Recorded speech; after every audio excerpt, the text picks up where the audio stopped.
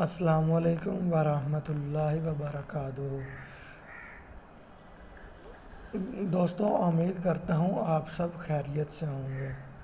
دوستوں، آج ایک میں نئی ویڈیو اور ایک نئی حدیث لے کے آپ کے سامنے حاضر ہوا ہوں، تو آپ نے اس ویڈیو کو شروع سے لے کر اینڈ تک دیکھنا ہے تاکہ آپ کو اس حدیث میں تمام باتیں کلیئرلی سمجھ آ سکیں اور آپ اس پر عمل کر سکیں، اور آپ نئے لوگوں کو، اپنے بچوں کو، بھائیوں کو، دوستوں کو اس حدیث کے بارے میں اچھے طریقے سے گائیڈ کر سکیں، آگاہ کر سکیں اور اپنی اور دوسروں کی زندگی میں ایک نئی بات کی اصلاح پیدا کر سکیں۔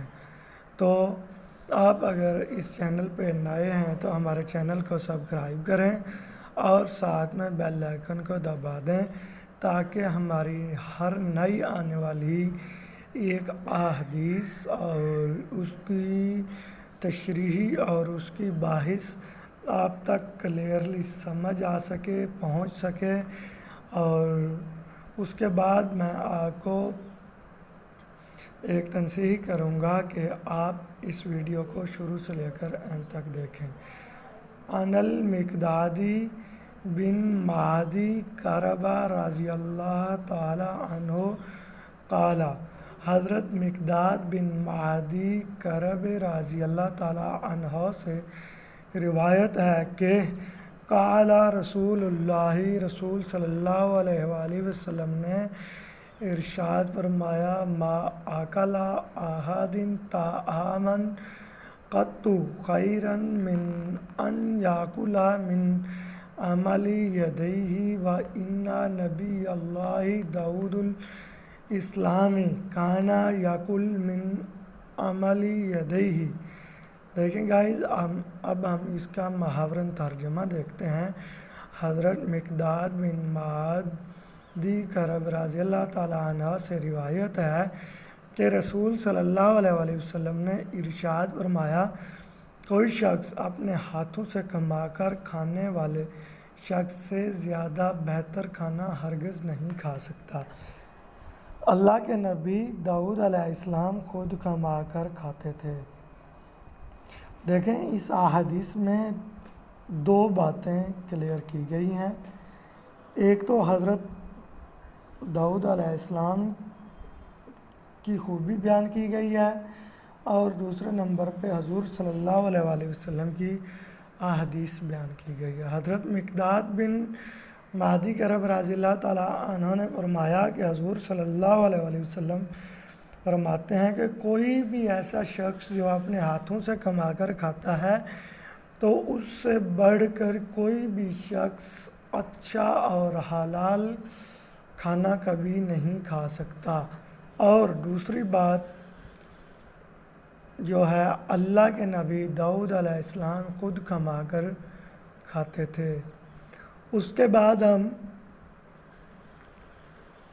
اس احادیث میں کچھ الفاظ مشکل ہیں جن کے بارے میں ہمیں علم نہیں لگ سکتا۔ اگر ہم چھوٹے چھوٹے الفاظ کا علیحدہ ترجمہ کرتے ہیں تو ان کے بارے میں ذرا دیکھتے ہیں، تو ما کا مطلب نہیں ہوتا ہے۔ اس کے بعد اکلا، اس نے کھایا، اکلا اس نے کھایا، قط کبھی، ید ہاتھ، یدیہا ان کے دونوں ہاتھ، یدیہا ان کے دونوں ہاتھ، یاکلا وہ کھاتا ہے، وہ کھائے گا۔ اب ہم تشریح کی طرف چلتے ہیں۔ تو اکلا حلالی کی اہمیت پہلے نمبر پہ آتی ہے۔ کسب الحلال سنت انبیاء۔ اسی طرح ہم اس کی تشریح میں دو حصے بنا لیتے ہیں، جس طرح کہ حدیث کے اندر ہی حدیث کے دو حصے بنائے گئے۔ پہلا حصہ، کوئی شخص اپنے ہاتھوں سے کما کر کھانے والے شخص سے زیادہ بہتر کھانا ہرگز نہیں کھا سکتا۔ دوسرا حصہ، نبی داؤد علیہ السلام خود کما کر کھاتے تھے۔ اسی طرح ہم اکلا حلال کی اہمیت دیکھتے ہیں۔ اس حدیث مبارکہ کا مقصود گداگری اور دوسروں کے سامنے ہاتھ پھیلانے سے روکنا ہے، اور اس بات کی تعلیم دینا ہے کہ آدمی کو اپنی روزی خود کمانی چاہیے اور کسی شخص پر بار بن کی زندگی نہ گزارے۔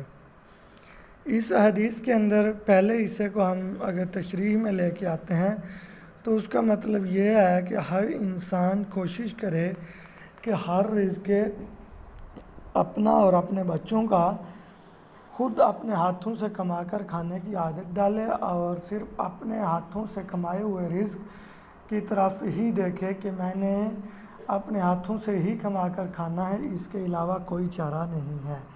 کسی کے آگے مت ہاتھ پھیلائیں، کسی بھی مجبوری کے بغیر کسی کے اوپر آپ اپنی زندگی کا دار و مدار نہیں چھوڑ سکتے۔ کوئی آپ کو 2 دن کے لیے کمائی دے دے گا، 3 دن کے لیے کھانے کو دے دے گا، 4 دن کے لیے دے دے گا، پوری زندگی کوئی بھی آپ کو نہیں کھلائے گا۔ آپ اپنا رزق حلال اپنے ہاتھوں سے کما کر کھائیں، اس میں برکت ہے۔ کسب حلال سنت انبیاء۔ حلال رزق کما کر کھانا نبیوں کا شیوا تھا، نبیوں کی سنتیں ہیں۔ تمام انبیاء اپنے ہاتھوں سے اپنا رزق کما کر کھاتے تھے، اور اپنے صحابہ کرام کو بھی یہی درس ہی دیتے تھے کہ اپنے ہاتھوں سے کما کر کھانا سب سے افضل بات ہے، کسی کے اوپر اپنا دار و مدار نہیں چھوڑنا چاہیے۔ امید کرتا ہوں آپ کو اس حدیث کی تمام تفصیلات سمجھ آ چکی ہوں گی۔